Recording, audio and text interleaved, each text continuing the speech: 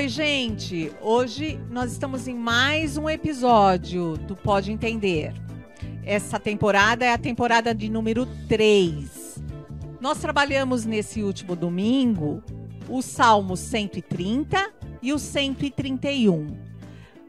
Nós ainda estamos na série de mensagens Peregrinação. E o pastor está aqui com a gente para falar um pouco sobre isso, né, pastor? Tudo bem? Tudo bem, graças a Deus. Então, tá bom.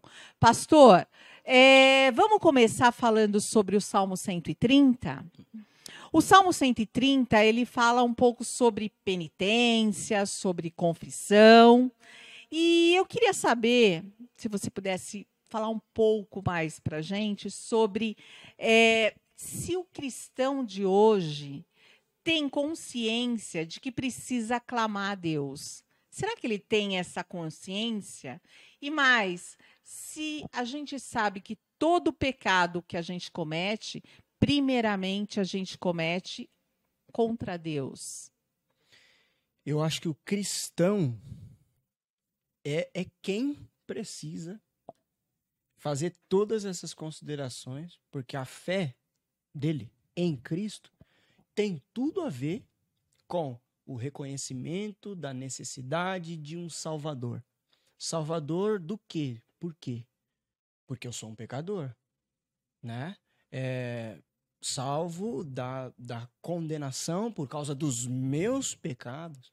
Então, Jesus, ele é o Salvador. Então, ser cristão é confiar num Redentor, é confiar num sacrifício expiatório, num sacrifício que paga dívidas, num sacrifício que perdoa pecados. Então, se alguém, né, se a gente tivesse aqui que falar de vertentes religiosas, se existe uma fé que tem na sua base fundamental a afirmação do clamor por pecados, por confissão de pecados, né, por arrependimento, por noção da extensão e da profundidade do que é o pecado, essa pessoa, essa fé, é a fé cristã, né? Agora, é interessante essa segunda parte da pergunta, né? Da questão de entender que pecado ele é fundamentalmente algo que a gente comete primeiro contra Deus, né? Por mais que a gente possa pensar em categorias de pecados, assim, poxa, mas quando eu mato alguém, eu tô matando Deus, né? Quando eu xingo, quando eu agrido, quando eu faço fofoca, como que eu estou ofendendo a Deus? Bom, a Bíblia vai dizer, por exemplo, que todo ser humano foi feito à imagem e semelhança de Deus. Quer dizer, toda vez que eu vejo uma pessoa, eu preciso me lembrar de Deus. Na prática seria isso. Toda pessoa precisa me lembrar de Deus. Toda pessoa, bom ou mal, toda pessoa precisa me lembrar que existe um Criador, que Deus existe.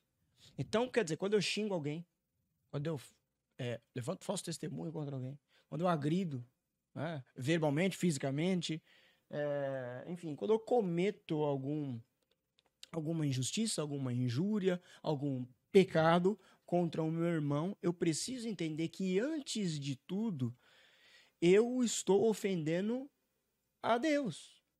Eu estou ofendendo o Criador daquela pessoa. Porque aquela pessoa, ela só existe porque alguém a fez. E esse alguém é Deus. Então, quando eu não honro alguém, quando eu sou injusto com alguém, na verdade, eu estou desonrando a Deus. Tem muito mais implicações nisso, sabe? Dá pra gente pensar também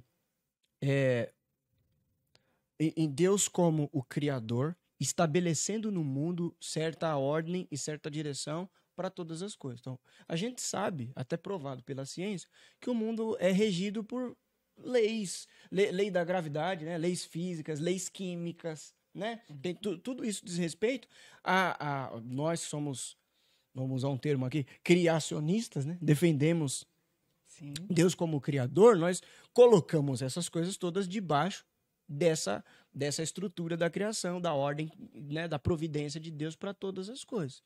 E uma das coisas fundamentais que Deus estabeleceu como forma de ordem para o mundo são leis morais, né? Inclusive, a gente tem, por exemplo, os 10 mandamentos, que são explicitamente o escopo, o resumo dessas leis morais. Não ofenda, não roube, não mate, não adultere. Isso dá um padrão de justiça, de boa vida, de ordem. Então, quer dizer, se Deus pensa assim, se Deus estabelece essa ordem assim, é porque ele nos fez para viver assim. Então, quando eu decido roubar, furtar, falar mal, adulterar e por aí vai, todos os pecados que a gente comete um contra o outro, eu primeiro, antes de tudo, eu estou desonrando a Deus. Pecado sempre é uma coisa que primeiro é contra Deus, é sempre contra Deus, pecado. Pecado não é só erro, mera falha. Há erros da vida que não são necessariamente pecados, entendeu? Mas todo pecado é um grande erro, porque é um erro muito grave contra Deus. Só uma última coisa nessa fala que eu me lembrei agora e eu acho importante falar. Uma vez eu li assim: não é injusto Deus punir eternamente alguém que pecou temporariamente? Parece, né? Você fala assim, pô, realmente, né? O cara, sei lá, viveu 60 anos pecando. E esse cara vai ser condenado, eternamente condenado. Mas ele pecou só 60 anos, por que ele não paga 60 anos? Né? E a defesa não é por causa do tempo de pecado, mas é por causa da natureza do pecado, que é contra um Deus eterno. Então, a gente precisa ter noção do que é o pecado, da profundidade e da extensão do pecado. Pecado não é simplesmente falar palavrão. Mas o falar palavrão, por exemplo, ele evidencia um problema muito maior, do qual, se nós não conseguimos acessar profundamente nosso coração, aí eu já estou levantando a bola para você aqui, né? Se a gente não conseguir acessar as entranhas do nosso coração, a gente não vai realmente ter noção não só do que é o pecado, mas, quer ver? A gente não vai ter noção do que é Cristo, a salvação, do que é que realmente ele nos salvou. Se Cristo morreu na cruz simplesmente para que a gente não falasse mais palavrão, entendeu? Se pecado para nós for só alguns costumes, alguns hábitos que a gente tem e que a gente para de ter a partir do momento em que a gente começa a ir para a igreja, então qualquer coisa é pecado, ou também nada é pecado, entendeu? É pecado. E aí fica nessas distinções, né? Pecadinho, pecadão, mas é entender a natureza, a feiura do pecado diante da beleza da santidade de Deus é que precisa compungir o nosso coração. E a é gente por isso precisava chorar mais um pouco. E é por isso que você falou, né, que o cristão ele tem que ser mais consciente, ou ele tem que ter essa consciência, né? Exato. Porque o ímpio, ele é cego, ele não sabe. O que né? leva o cristão para Cristo é justamente essa noção de eu tô doente, eu preciso de ajuda. A gente não vai no médico quando a gente está com dor, quando a gente está com algum sintoma. Então você procura ajuda do policial quando você está em perigo. Quem procura um salvador, um redentor, o Messias? Quem entendeu que sem ele não vai ter a sua liberdade, a sua libertação por causa da sua natureza pecaminosa. Então tá no fundamento da confissão, Jesus Cristo é o Senhor. Tá por detrás, no oculto dessa frase de Jesus Cristo é o Senhor, tá a frase: eu sou um miserável pecador que decidiu, pela graça de Deus, segurar nas mãos de Jesus, porque é a única forma que eu tenho de salvar a minha vida. Se não for isso, eu vou para o inferno. Essa questão de eu não merecer, ele não pode ser só de boca, né? De palavras. Exato. A gente precisa entender isso, né, pastor? Tem que estar cauterizada na nossa cabeça. Porque senão né? eu falo que creio na graça, até para ser bíblico, porque a Bíblia é exaustiva nesse tema, só que na prática eu não vivo pela graça, nem nas práticas espirituais minhas, individuais. Eu acho que o meu muito servir, o meu muito fazer é que realmente vai me dando crédito diante de Deus, né? E então eu me torno mais abençoado porque eu faço, e aí já não é mais a graça de Deus. E também a prática no sentido dos meus relacionamentos com as pessoas. Né? Eu tenho dificuldade para perdoar, eu tenho dificuldade de te ajudar, porque você não faz por merecer, você também não se ajuda, então não tem muito os seus méritos, né? Mas e a graça, que foi tão fundamental para te salvar? Você não vive pela graça somente? É verdade. E aí você levantou a bola para a segunda parte, que são os versos 7 e 8 mesmo, né? Que ele apresenta a esperança, o perdão e a conexão. E a redenção, que faz conexão direta com Cristo. Então, essa coisa de que Antigo Testamento e Velho Testamento e Novo Testamento são coisas separadas, realmente não funciona, né, pastor? Não tem como. Eu acho legal quando a gente usa a figura de dizer que o Antigo Testamento faz sombra para Cristo no Novo, porque a ideia da sombra ela é bem interessante, né? Por exemplo, daqui onde eu tô, ali na câmera, não sei se vai dar para reparar, até dá um pouquinho. Mas daqui da onde eu tô, atrás de você, está sendo projetada a sua sombra. Eu também né? vejo você ali atrás. Então, ó, faz essa análise das sombras. Ó, eu tô mexendo, sombra também. Então, ela me reproduz. Mas a sombra é só a sombra. Não é o pastor Júnior que você está vendo na parede. Eu não estou vendo a Esther na parede. Eu estou vendo a sombra da Esther na parede. Então, não é propriamente a Esther. É algo que tem os traços da Esther, tem os movimentos da Esther, entendeu? Tem a silhueta da Esther, mas não é a Esther. Então, o Antigo Testamento, quando a gente diz que ele é a sombra, é nesse sentido. Carregado de todas as histórias, simbolismos e propostas que o Antigo Testamento tem, a gente vê claramente quando Jesus entra em cena, a gente já olha para o Antigo Testamento como sombra. Você fala, tá, eu lembro no Antigo Testamento que tinha que ter morte, que tinha que ter derramamento de sangue, que tinha que ter cordeiro, que tinha isso, isso. Aí no Novo, na pessoa de Jesus, a gente vê uma morte, um derramamento de sangue. E aí você começa a entender, você fala, então na verdade tudo aquilo, né, apontava, né? Tudo aquilo nos levava para ele. Então, por isso que é fundamental para nós cristãos, de novo, vamos pegar aqui a questão da fé cristã, olharmos para o Antigo Testamento e procurar Jesus no texto. Não o nome Jesus Cristo, porque esse nome não vai aparecer mesmo no Antigo Testamento. Mesmo naqueles textos que são profecias messiânicas, né? Você vê, sei lá, Isaías profetizava que o nome dele ia ser Emanuel, né? Então, tecnicamente, então Jesus não é, porque o nome dele é Jesus, não é Emanuel. Mas não é isso, é por causa do significado do nome Emanuel, que é Deus conosco, que Jesus é Deus conosco. Mas o ponto é olhar no Antigo Testamento essas sombras. Cristão precisa ter esse compromisso. Porque senão, Esther, a gente facilmente se torna judeu. Ué, se eu não entender que o cumprimento do templo é Cristo, eu vou continuar nutrindo a ideia de que qualquer templo hoje, qualquer igreja que a gente chama de templo, ainda é a casa de Deus. Isso é estritamente veterotestamentário. Isso é estritamente do Antigo Testamento. Em Cristo isso foi cumprido. Jesus disse, eu sou. Ele é o Deus conosco. Ele é a presença de Deus com o seu povo, no seu povo. Ele olhou para aquela construção e para aquele templo e disse, esse vai ser destruído. Em 3 dias, o verdadeiro templo vai ser erguido. Em 3 dias, ele ressuscitou. Então, Cristo é fundamental para a gente entender o nosso lugar na nossa interpretação bíblica. Se a gente tira Jesus do cumprimento da Bíblia, se a gente tira Jesus dessa excelência última das profecias e das revelações, a gente ainda vai segurar algumas coisas que Jesus quer que a gente solta.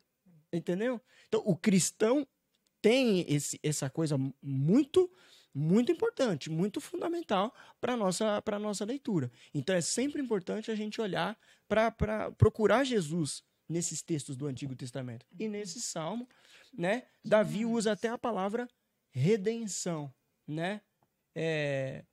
Então, poxa, quem é o nosso Redentor? Quem É o que efetuou a nossa 7 e redenção? 8 fala, eu estou lendo na NVT. Ó Israel, põe a sua esperança no Senhor, pois no Senhor há amor e transbordante redenção. Ele próprio resgatará Aí, ó. Israel de todos os seus pecados. Só nesses 2 versos, Tera, a gente tem muitos detalhes teológicos basados em Jesus, assim, muito profundos. Por exemplo, o Israel. Quem é Israel? É o povo de Deus. A gente até estudando Apocalipse, né? A gente tem visto, né? Israel é o povo selado, é o povo escolhido de Deus e tudo mais. E quem é esse povo? É o povo, como a gente leu em Apocalipse na última quarta-feira, é o povo que lavou suas vestes no sangue do Cordeiro. Quem é o Cordeiro de Deus que tira o pecado do mundo? É Jesus. Então, a nossa eleição, no final das contas, ela está garantida onde?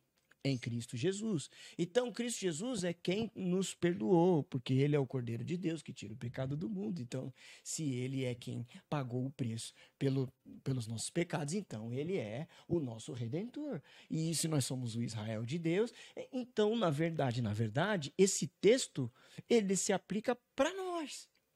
Entendeu? Não é só uma oração lá do salmista que estava falando daqueles peregrinos lá que iam para Jerusalém. Não. Está falando de todos os peregrinos, inclusive nós. Quando o salmista diz assim, coloque nele a sua esperança, na hora agora, eu já me lembro de Pedro falando que Cristo morreu por nós para que nós tenhamos uma viva esperança, né?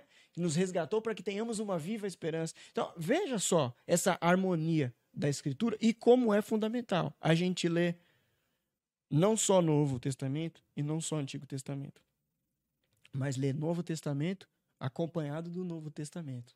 As duas coisas juntas. As duas são a Escritura, a Palavra de Deus. Ok. E nós cristãos, do jeito que você está falando, a gente precisa sempre estar pensando nisso, olhando isso, para que a gente cruze isso, conecte isso, né? A gente tem falado muito isso, né? A gente precisa fazer conexões para a gente enxergar o que a palavra de Deus está querendo dizer. Quarta-feira, no estudo bíblico, a gente teve um momento que a gente falou sobre isso. O Corão, que é o texto sagrado dos muçulmanos, fala de Jesus. Eles falam, Jesus está lá, né? Como um profeta, como um homem especial e tudo mais. Os judeus, eles não contestam a historicidade de Jesus. Sim. Né? Eles confirmam, realmente. O grande historiador do primeiro século, dos primeiros séculos, né, o Flávio José, que era um judeu, ele diz, não, esse cara existiu, é verdade. Fez bagunça aqui em Jerusalém, né? Esse tal desse Nazareno e tudo mais. Então, assim, o judeu não tem dificuldade de dizer que Jesus ele existiu. O muçulmano também, inclusive, está lá no texto sagrado dele. Onde é que pega, então, o distintivo do cristão para o muçulmano e para o judeu? Não é só levantar a bandeira de que Jesus existiu, de que Jesus morreu. Não é só isso. É dizer, ele é Deus. Ele é o Filho do Deus vivo. Ele é o Cristo. Ele é o Salvador. Ele é Senhor. O judeu não vai dizer isso. O muçulmano não vai dizer isso. Então, o cristão tem esse discurso singular. É só ele que vai... Quando você faz isso, você automaticamente... Você não é mais um judeu, você não é mais um muçulmano. Você é alguém que está confessando Cristo. Então, você é um cristão. Então, o nosso culto... As nossas mensagens, as nossas músicas, as nossas conversas, as nossas lições e ensinos, elas precisam ser cristocêntricas. Cristo precisa sempre ser o centro. Nós estamos estudando Apocalipse, né? Quem é que está lá no centro do trono lá? O Cordeiro. E toda adoração ela é voltada apontando para quem? Para o Cordeiro. Para dizer, bendito é o Cordeiro, o único digno de abrir o livro, de desatar os selos. Bendito seja o Cordeiro, porque foi pelo seu sangue que nós fomos purificados, lavados, santificados. Então, Cristo é o centro, é a revelação máxima, tudo que a gente precisava saber a respeito de Deus e sobre a nossa vida está concentrado em Jesus. É o que o escritor aos Hebreus deixa claro no primeiro capítulo. Antes, Deus falou por meio dos profetas, né, pelos pais. Hoje, porém, é como se ele dissesse, olha, tudo o que vocês precisam saber sobre Deus.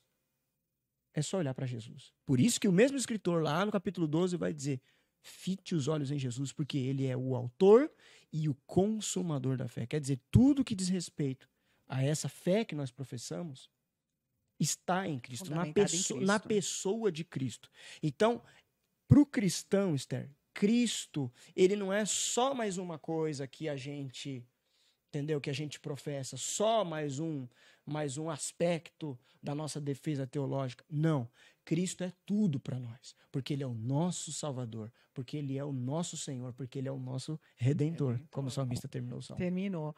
E depois, à noite, você falou um pouco sobre o nosso Deus onisciente. E o foco, acredito, da mensagem foi humildade. E é maravilhoso, né? Um salmo com 3 versos ter uma profundidade daquela. E eu queria que você falasse um pouco do que é coração, o que representa o coração para a gente. Porque a gente sabe, né, que Davi era o homem segundo o coração de Deus. Legal. É incrível, né? Então, fala um pouquinho aí desse órgão. Ele é só aquele que pulsa dentro da gente? É o órgão que bombeia sangue, né? Inclusive, eu conheço uma pessoa que... Eu vou falar o nome dela porque ela está aqui dentro dessa sala aqui. Mas ela falava assim, quando as pessoas diziam para ela assim, mas é porque eu faço de coração. Aí essa pessoa falava assim, então vai no cardiologista. Ela está nessa sala, mas não está sendo vista. Ela está por detrás dessas câmeras aí.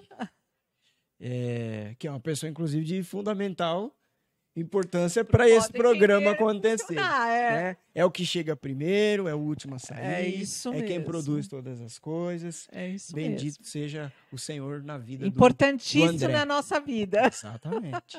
E ele também está dentro do nosso coração, né, pastor? Aí, ó, vamos lá. Então vamos falar do coração. Ele não está dentro do meu coração, porque ele está ali, ele está sentado ali do outro lado. Vamos falar do coração. Bom, coração realmente, na linguagem bíblica, não é esse órgão que bombeia sangue. Justamente pega essa expressão que você usou, né? Está dentro do nosso coração. Então parece que o coração é um lugar, né? Se cabe alguém lá dentro, né? Coração de mãe, por exemplo, cabe gente pra caramba, né? Mas a ideia de coração na Bíblia, ela tá tanto no Antigo quanto no Novo Testamento. Vou citar aqui, por exemplo. Amarás o Senhor teu Deus de todo o teu coração, né? E aí tem uma distinção muito importante de Antigo para Novo Testamento. O Antigo Testamento é um mundo e o Novo Testamento é outro. Como assim? É Saturno e Júpiter? Não, eu tô falando assim, no contexto cultural, né? O Antigo Testamento é escrito em hebraico, ele é forjado por uma cabeça ali do Antigo Oriente Próximo, né? Ali, norte da África, Mesopotâmia, né? É outra cabeça ali, né? O Novo Testamento já está um pouco mais perto da gente aqui, não só historicamente, mas geograficamente. Porque a cultura que forjou, nós que somos latinos, por exemplo, a gente tem essa herança ocidental da cultura greco-romana. Então, para nós, quando a gente fala assim, ele está no meu coração.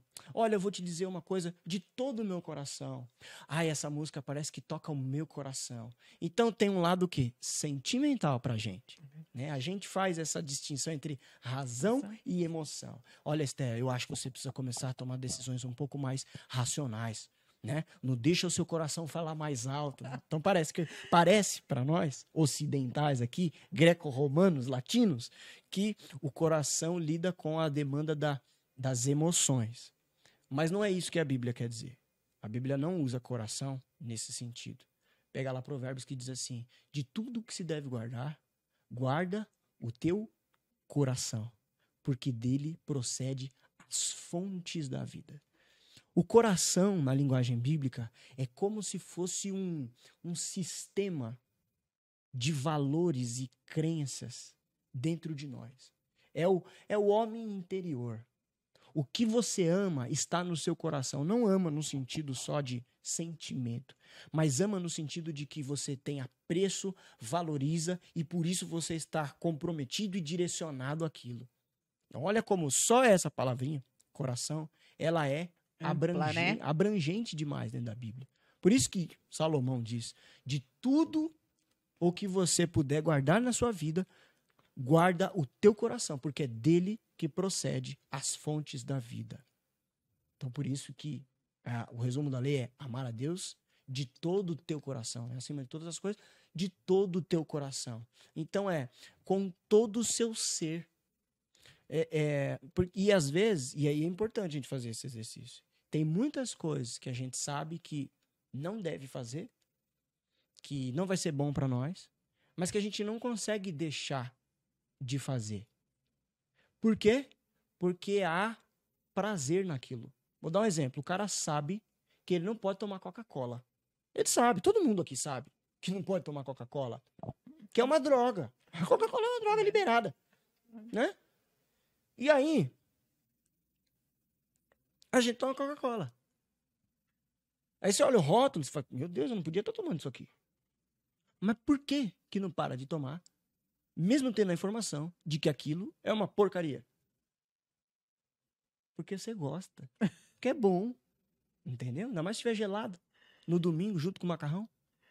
Então, assim, o coração tá aí. É as entranhas, é o prazer, é o desejo, é a afeição, é essa inclinação. O coração é isso. Não é simplesmente o sistema de crença. Entendeu? É essa coisa que me fisga.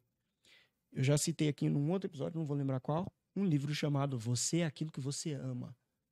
Contrapondo a ideia cartesiana de que você é aquilo que você pensa. Porque Descartes, filósofo, defendeu o quê? Penso, logo existo. E essa herança racionalista, né? De que a mente é que decide por nós, biblicamente, você olha, não é a mente que decide por nós. É o coração que decide por nós. Por isso Jeremias escreveu, cuidado com o teu coração, porque ele é enganoso. Então, coração na Bíblia é um tema muito sério. É muito abrangente, é muito profundo. Mas o coração, ele é um altar. Ele é um lugar onde o nosso Deus é realmente reconhecido e adorado. Então, racionalmente, eu posso dizer que creio em Deus. Mas o meu coração... E aí eu não estou falando de sentimento.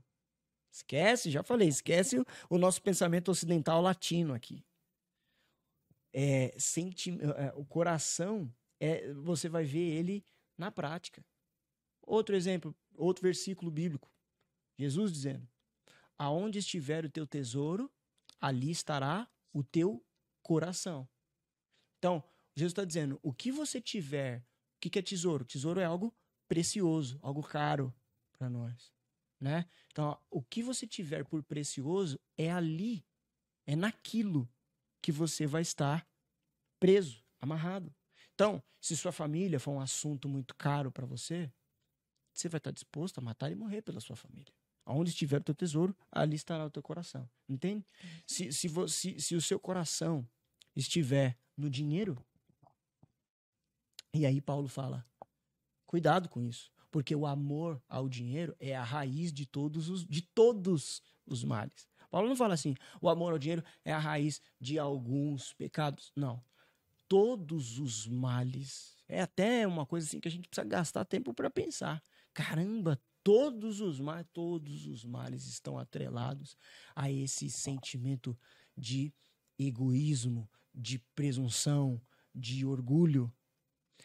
Não me lembro exatamente agora, mas tem uma carta que eu acho que é para Timóteo, que Paulo disse para Timóteo cuidar do coração dele, porque foi não fazendo isso que Satanás se tornou o que ele é. Esse foi o argumento que Paulo usa lá. Indicando para a gente que realmente, então, a presunção, o orgulho é essa raiz demoníaca que nos torna completamente opostos a Deus, a quem Deus é. Por isso a Bíblia afirma que Deus dá graça aos humildes, mas que Deus tem arrepio só de pensar no arrogante, no soberbo.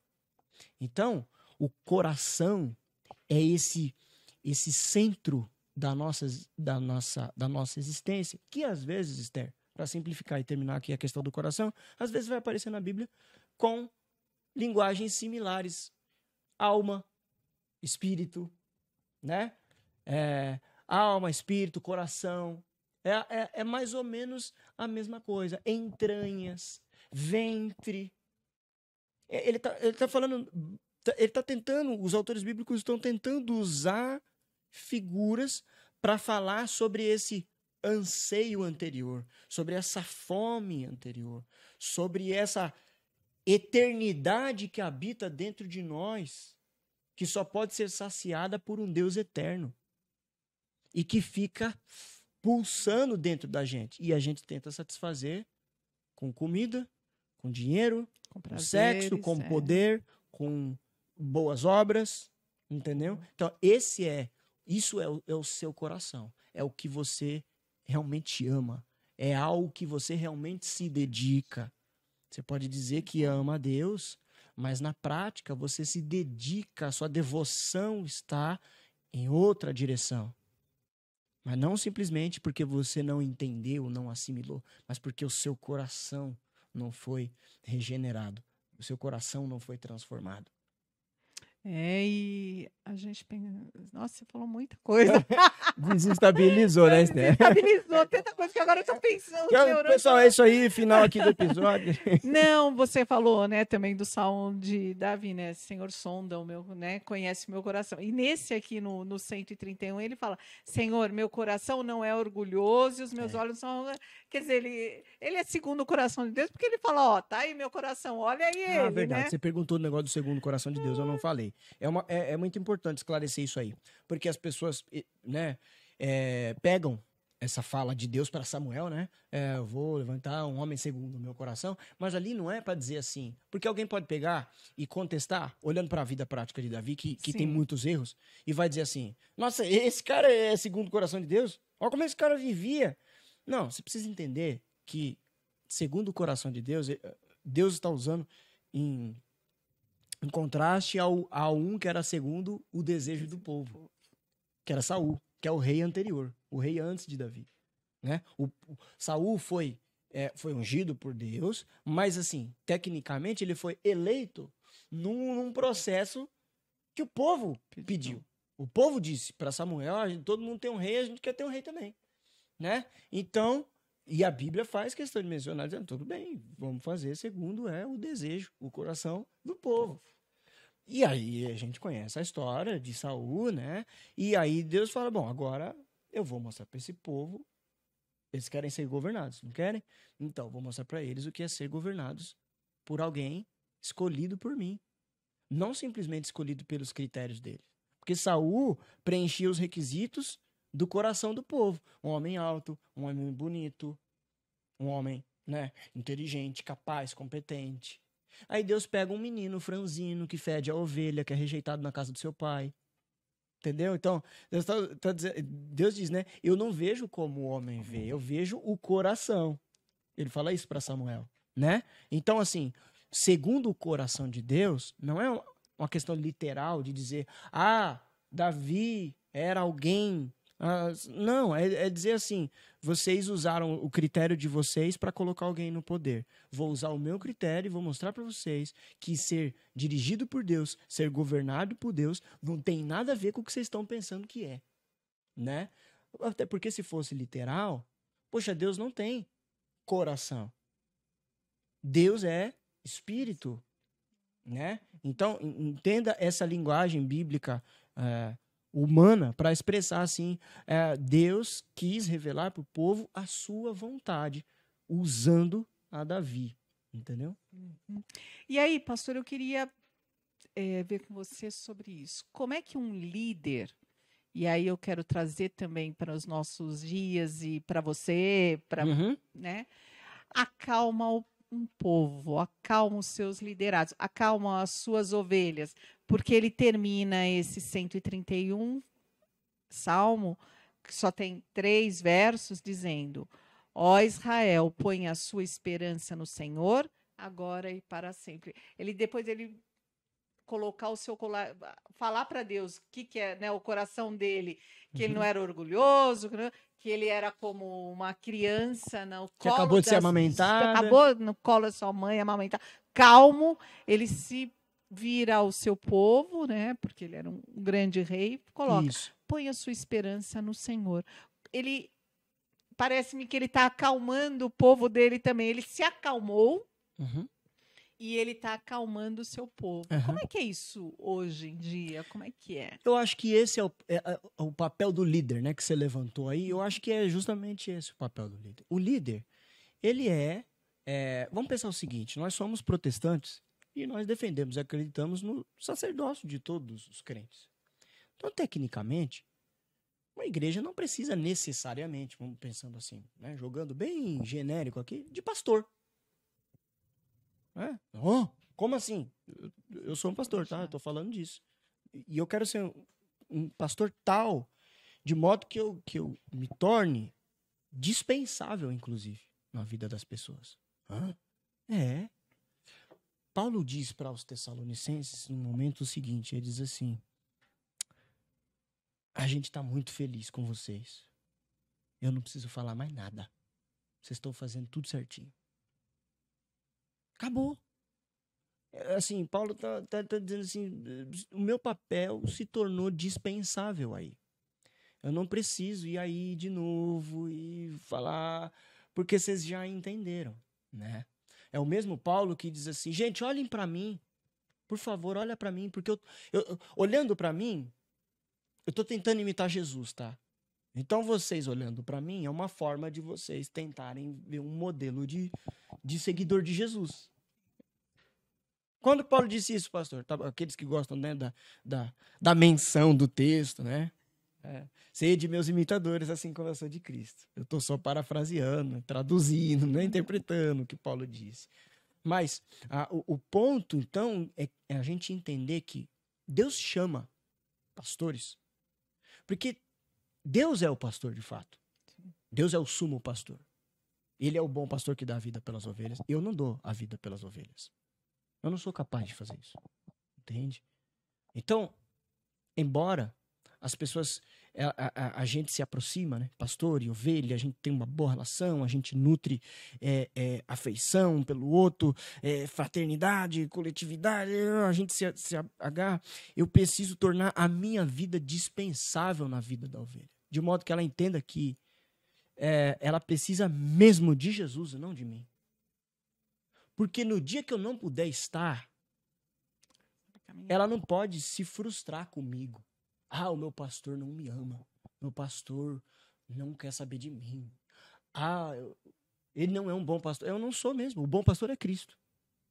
Ele é que dá a vida pelas ovelhas. Eu não sou Jesus. Eu sirvo a Jesus. Então Pedro escreve lá: rogo-vos, presbíteros, eu, presbítero, como vocês, que pastoreeis o rebanho de Deus. Quer dizer, todas essas pessoas que fazem parte da igreja de Jesus Cristo são filhos de Deus, são ovelhas do aprisco dele. Então, eu não posso, na minha presunção, que é um dos temas da mensagem, achar que eu tenho o direito de governar por si só, segundo as minhas pretensões, a vida espiritual, social e pessoal dessas pessoas. Eu preciso entender que o Senhor me chamou, me dotou pelo poder do Espírito Santo para guiá-las para Ele, para Cristo, não é para mim. Então, o líder, qual é então o papel de um pastor dentro de uma comunidade em que todos estão tentando ser seguidor de Jesus, inclusive o pastor? Ele não é uma categoria de discípulo diferente. Eu também sou pecador, eu também preciso confessar os meus pecados, eu também preciso crer que Jesus me livra do inferno, não é o seminário que me livra do inferno. Então, nós somos iguais. Nós somos iguais. Então, onde é que está a distinção aí? Claro, você vai usar várias figuras bíblicas para falar dos diferentes dons dentro da igreja, né? Somos um corpo onde há membros diferentes, então por isso que uns são pastores e outros não são. Tudo bem, mas em termos práticos, onde é que está? Bom, o pastor é aquele que vai exercer a liderança no sentido de lembrar a igreja qual é a missão dela. Ajudar ela a se concentrar no que ela tem que fazer. Porque se deixar um monte de pecador junto, é só treta. É só discordância, é só fofoca, Então precisa ter o deixa disso, precisa ter um pacificador, um mediador. Por isso, inclusive, eu gosto muito da estrutura da igreja presbiteriana, porque no conselho, o pastor é só um membro do conselho. Embora ele carregue a nomenclatura de presidente do conselho, mas, na verdade, é um presidente num modelo mediador. Ele direciona a reunião. Ele não decide. Se na hora de uma decisão do conselho, o meu voto for minoria e o do conselho for maioria, vamos trocar o ventilador da igreja. Eu sou o único no conselho que acha que tem que trocar e o conselho todo acha que não tem que trocar. Quem venceu aí? Mas você é o pastor. Mas a gente faz parte de uma estrutura que nos humilha, que nos coloca num lugar de comunidade, de sermos servos uns dos outros, de generosidade, de espaço para o outro, de humildade. Então, o pastor é esse líder que serve de modelo, modelo cristão para os outros. O que Davi está fazendo nesse salmo é justamente isso. Ele está dizendo, assim como eu fiz, façam vocês também. Israel, eu pus a minha confiança, minha esperança no Senhor. Façam isso também. Ele não está simplesmente do púlpito, do alto palácio, dando ordem. Eu quero que vocês ponham a sua esperança no Senhor. Não. Ele primeiro diz, eu fiz isso. Tem funcionado para mim. Façam isso vocês também. Então, e a Bíblia tem essa linguagem, né? Jesus diz o que? Vem e me segue. Quem quer vir, vem após de mim. Paulo aprendeu bem e disse, olha para mim, porque eu estou olhando para Jesus. Então, os líderes, eles são esse modelo praticável do que é ser cristão. Visível, né? Visível, né? Entendeu? Então, é por isso que a Bíblia trata com tanta seriedade o perfil de um líder. As características. Precisa ser cheio do Espírito Santo, precisa ser íntegro, precisa ser irrepreensível quanto a isso. Porque não é mero moralismo, mero legalismo, né? Não é só uma exigênciazinha, mas é porque o pastor, ele é uma parábola de Jesus. Né? Eu gosto muito dessa expressão, tem um autor que usa ela, e ele fala isso, pastor é uma parábola de Jesus.